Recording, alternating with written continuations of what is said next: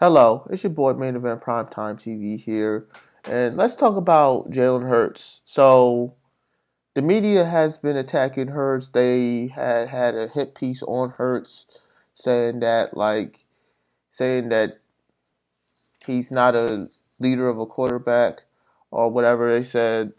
Um, Really, in the gist of it, they really don't have nothing else to talk about, so they're using Jalen Hurts as the main topic on these sports shows. So let's watch this video from the ESPN show Get Up and let's react to it. This time it's Super Bowl champion Levante David asked about the drama surrounding the Eagles. He had some interesting comments on how defenses view preparing for Jalen Hurts. Just listen. Sitting back from a football point of view and just like watching and after playing them, like Jalen Hurts was never he's never a guy who we worried about. You can't pick you apart if you mess up, but our whole game plan was just give him a different look. It was one year when we beat him in the playoffs. We played straight cover zero, cover one and cover zero, and made him want to beat us. All right. Now, I get it. As an opponent, like knowing that he played for the Buccaneers, he was a Buccaneers veteran, and he was a linebacker. Usually, the linebackers are the quarterbacks of the defense. Was Devontae Davis a linebacker or edge rusher? I'm trying to think. I really don't watch the Bucks that much, but as I've seen the Bucks, especially when they had Brady, Levante Davis was their BG basically. He was their vet. So like I get it. Like Todd Bowles, every time Jalen Hurts plays against the Todd Bowles defense, like it goes wrong. Except for some games, like that game, like last year or whatever, the Eagles didn't lose. I think the year before that, I think. I'm wrong. The Eagles lost that game, but like I get where Levante Davis is going. Like, oh, they basically own the Eagles. Every time they play the Eagles, they give Jalen Hurts the most pressures that any other team gives, especially by them using blitz defense. They use a certain type of blitz to defend Jalen Hurts, and I give the Buccaneers credit for that because ever since 2021, when the Eagles first played, when the Eagles played the Buccaneers in the playoffs, they have done really good on Jalen Hurts. Like I remember that game, like and that was just oh my god, that was your typical blowout of a game. Like I mean, I barely can remember it, but I mean, I remember it, but like what I can remember is like the Buccaneers beat the Eagles badly, and I think after that game, the Eagles did improve. They got AJ Brown, they got players in the NFL draft like Jordan Davis, and they also got what they're about to show, C.J. Gardner Johnson. And after that game, heading into 2022, the Eagles has improved. Coming into 2022. And then after like the 22-22 off season, the Eagles went to the Super Bowl that season, and like I think they played the Buccaneers. I could be wrong about that. I think they did play the Buccaneers, but I think the Eagles won. I think I could be wrong about that. I'm thinking about 2022 because they played the Buccaneers a lot, especially in Tampa. I think the last time they played in Philadelphia was in 2021, the same year, the playoff game. But like Jalen Hurts, since 2021 or 2020, has improved. Is there some difficulties they go through? Yes. I'm not going to deny that. Just because I'm from Philadelphia, I cannot deny that Jalen Hurts does have some flaws. But he is a really good leader. And that's why I don't get what the media is doing to Hurts. Is that they're trying to paint him as this horrible quarterback, but he's not. He had, like, since he was in Alabama, he had coach after coach after coach. and he persevered through that. But let's go on with the video. So when seeing this, because it gets posted and it gets some attention, and former Eagle safety C.J. Gardner-Johnson tweeted, "Why do this? Like, come on, people." C.J. Gardner-Johnson is a massive trash talker, a good player, especially when he was on the Eagles. Will continue to bash this man for what reason? Plenty other quarterback news we can talk about. And you didn't have to do this. It's worth. Levante David went on a podcast. They asked him a question and he answered it. It's not as though he went in there with the intention or some sort of desire to make this point. But still, it keeps coming up. Every single day I come in here and I want to make sure we have football conversation. And every single day someone is saying something about Jalen Hurts. So they're giving him the Patrick Mahomes treatment for no reason. Like, you would think he's Patrick Mahomes. What they say is the best quarterback in the league. Like, for y'all to treat a person that y'all think is an average quarterback, y'all really giving him Patrick Mahomes treatment, though. I talk about him a lot for whatever reason. I think mostly because he's in the Philadelphia market, but like, I don't know. Let's go on the video. I'll ask the question. Is all of this criticism of Jalen Hurts... Dang, why my man did Orlovsky, he ran up like a marathon or something. Like, he just like the New York Marathon or something, or did like the Olympic track run and he went against Usain Bolt. Is it reasonable and is it fair? No, but that's life as the starting quarterback in the NFL, let alone in Philly. I think, one, Hurts has become one of the, if not most, polarizing guys in the NFL. Two, the facts and the opinions don't match. That's what's the interesting part of all this with Jalen. Fact is, he's been awesome since he's become their starting quarterback. We're talking wins, which is what everyone gauges a quarterback, franchise or not. 62 of them. He's accounted for 185 touchdowns. However, how he gets the touchdowns, I don't care, people at home, whether you like it or not. And he's... Let me harper to that. I remember in 2022 when they played against the Vikings, when he had that breakout game. Like, his deep ball isn't bad. Like, it's not just with that Vikings game in 2022. You also had the Super Bowl where he had the deep ball against Devontae Smith. Even the Super Bowl when they lost that Super Bowl against the Chiefs, he did a pretty good throw to A.J. Brown. Like, he's not a bad thrower. And he's a good runner. Like, that's what I don't get with the media. Like, I can see if he had like a noodle arm and he couldn't win games, but he can win games. And it's just like, what does he have to do to get y'all respect? Like, I get Patrick Mahomes has y'all respect. I get it. He's the best quarterback in the league. Josh Allen have MVPs. Lamar Jackson, MVPs. Joe Burrow, he had that. And here's another thing, too. Joe Burrow, where is the Joe Burrow criticism? Now, don't get me wrong. I don't have no shade to Joe Burrow. He's a good quarterback. But let's be honest and real. He had that one great season, that insanity run of the season. Now, yes, he had a good season after that. But what has he done after 2021? At least Jalen Hurts made a Super Bowl. Like, it's like, I'm not trying to put race into this. I'm trying to stay away from that. But what do Jalen Hurts have to do? Does he have to have more Pro Bowls? If the Pro Bowls don't mean nothing, does he have to have an MVP? Does he have to win another Super Bowl to get y'all respect? Because last season was not mainly Jalen Hurts' fault. There was many factors to it. There was bad coaching.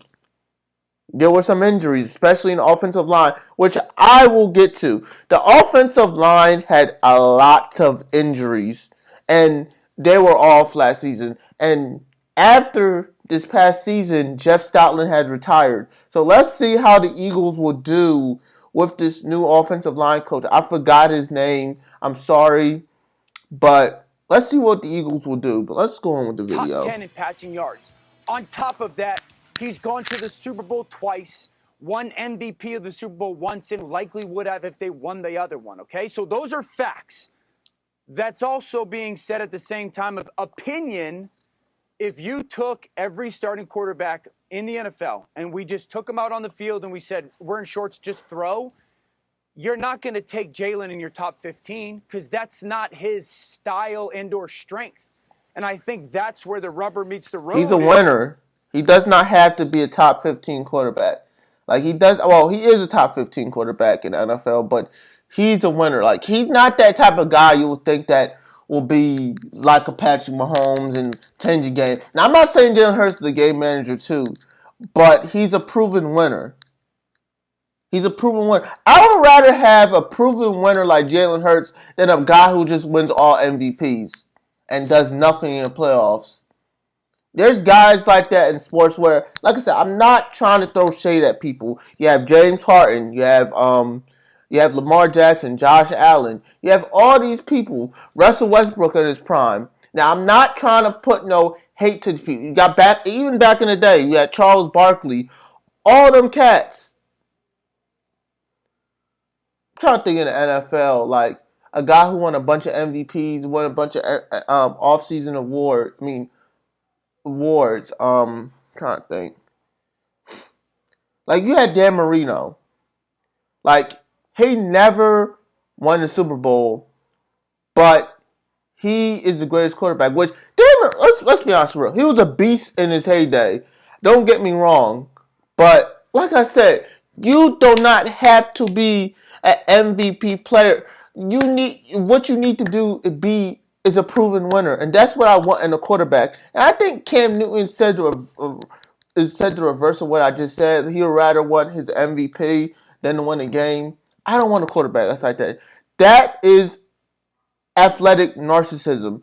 I want a winner. And Jalen Hurts is a winner. He does not have to be the best quarterback in his league, but all he can be is a winner. And that's what Jalen Hurts is. Let's go on with the video. You have facts are all this guy does is play well and win. And then there's these opinions of, well, I want this quarterback and that quarterback and that quarterback, that quarterback, that quarterback, instead of him when it comes to just playing the position.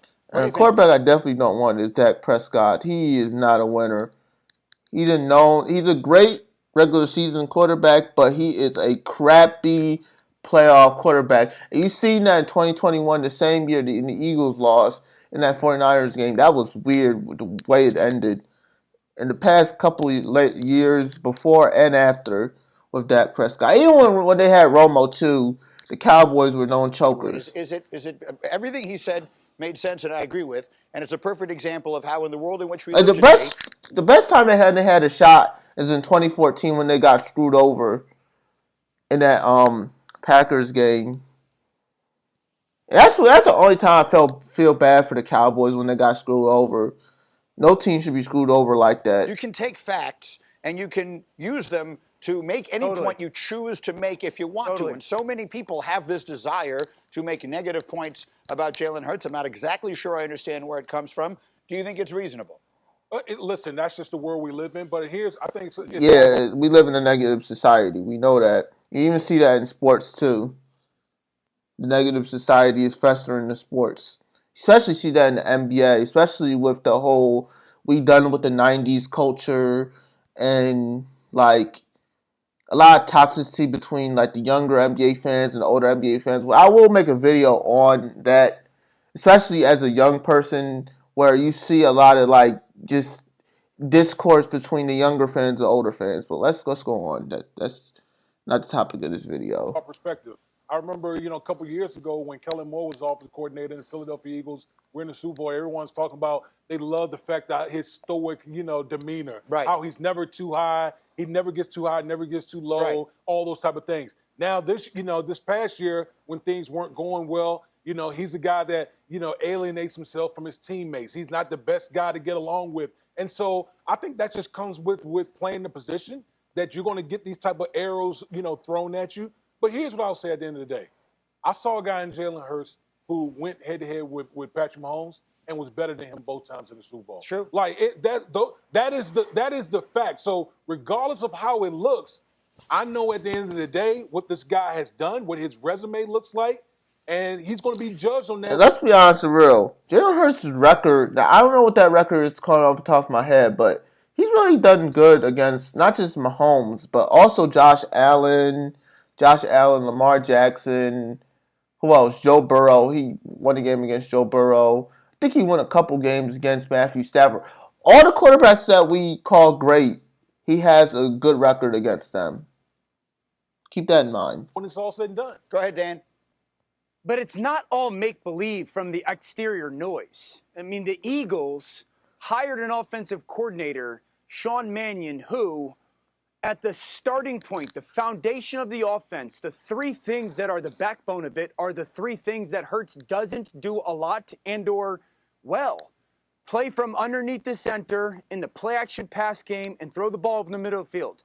That's the basis of this offense that Sean Mannion is bringing over from his time in with the Rams, his time with Minnesota, and his And keep time in with mind, this man has coached Jordan Love, and Jordan Love since 2022. Like nobody expect. I mean, because he did play a couple times during the pandemic seasons, but like after the pandemic season, the pandemic season, like Jordan Love, he's a good quarterback. I give him credit, like especially for the Packers. Now he's not like he hasn't taken that step level where like he took the Packers to the NFC Championship game, but like plus he's in it. Packers have great quarterbacks. Bart Starr, Brett Favre, and Aaron Rodgers. Let's see how Jordan Love's career will go with the Packers because that's some pretty big shoes to fill. Green Bay Packers as a player and a coach. So the Eagles have made a clear declaration with the hiring of Sean Mannion. We're bringing in a scheme that the quarterback that we have has never majored in. It will be very different to whatever he's experienced and really has kind of been stuff he struggled with. So they are making the declaration of like, hey, we're either going to go forward with this scheme or this player is going to completely adapt and fall in line with it. And so the noise isn't just made up from the outside. I agree. And I mean, if you watch them play offense last year, at times it hurt. I mean, it actually hurt your eyes to watch what it all looked like. I feel ridiculous asking this question when you consider all of his accomplishments. But does it feel is like ridiculous. a little bit of a make or break situation now for a quarterback who is as decorated as he has been? Yes.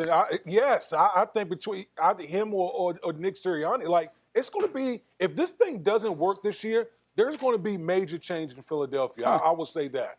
We'll see if they trade Okay, so to end the video here, to conclude, Jalen Hurts is a good quarterback. He's not a great quarterback. He's a good quarterback. Does he deserve half the criticism? If I had to say a percentage of it, I would say maybe 5 to 10% because he's a good leader. He wins games. Like, and plus the whole AJ Brown trade rumors. It's just background noise at this point, man. Like they just keep bringing it up, and it's not gonna happen. Like unless the Eagles get a really good deal by some team, they're not trading AJ Brown. That's just the media just talking crap. But yeah, Jalen Hurts is a proven winner, and I've seen him win games since 2021.